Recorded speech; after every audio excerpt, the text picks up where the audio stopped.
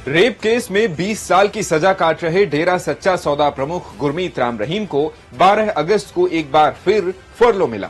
मंगलवार सुबह 6:30 बजे वो जेल से बाहर आ गया। वहीं नाबालिग बच्ची से रेप के मामले में उम्र कैद की सजा काट रहे आसाराम को भी इलाज के लिए 7 दिनों की पैरोल मिली है।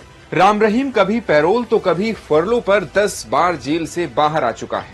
आज भास्कर एक्सप्लेनर में बात पैरोल और फरलो जैसी उस व्यवस्था की जिसके दम पर रेप और मर्डर के दोषी बार बार जेल से बाहर आ जाते हैं। 2002 में एक साध्वी की चिट्ठी चर्चा में आई थी जिसमें गुरमीत राम रहीम के साध्वियों के साथ बलात्कार की कहानी लिखी थी।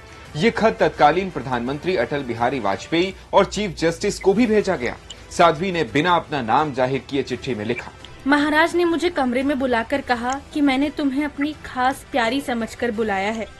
उन्होंने मुझे जकड़ते हुए कहा कि हम तुझे दिल से चाहते हैं। इस पत्र को सबसे पहले सिरसा के पत्रकार रामचंद्र छत्रपति ने अखबार पूरा सच में प्रकाशित किया, जिसके बाद उनकी हत्या हो गई। 15 साल बाद 2017 में इसी पत्र के आधार पर गुरमीत राम रहीम को यौन शोषण के मामले में 20 साल की सजा सुनाई गई। इसी तरह 20 अगस्त 2013 को दिल्ली के कमला नगर थाने में रात 2 बजे आसाराम के खिलाफ नाबालिग लड़की ने रेप का केस दर्ज कराया था। इस मामले की छानबीन के बाद कोर्ट ने 25 अप्रैल 2018 को आसाराम को आजीवन कारावास की सजा सुनाई। गुजरात के गांधीनगर में भी आसाराम पर रेप का केस दर्ज है। इस मामले में भी उसे 31 जनवरी 2023 को आजीवन कारावास की सजा सुनाई गई।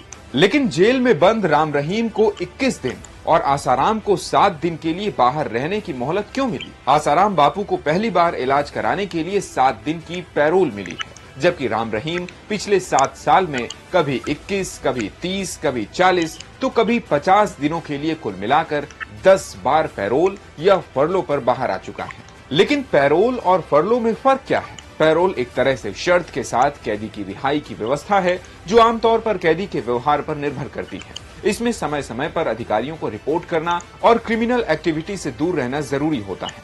कैदी के परिवार में किसी की मृत्यु, बीमारी या शादी जैसी कंडीशन में तय समय के लिए पैरोल दी जाती है। हालांकि पैरोल कैदी का अधिकार नहीं है।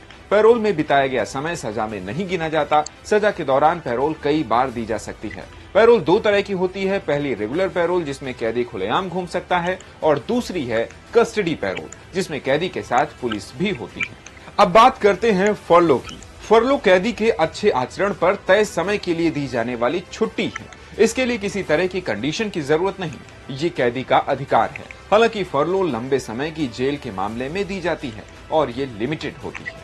एक आखिरी और सबसे जरूरी सवाल, क्या राम रहीम के जेल से बाहर आने का हरियाणा विधानसभा चुनाव पर असर होगा? एक रिपोर्ट के मुताबिक राम रहीम का हरियाणा के 9 जिलों की करीब 30 सीटों पर दखल है। राज्य में 50 लाख से ज्यादा लोग उनके फॉलोअर्स हैं।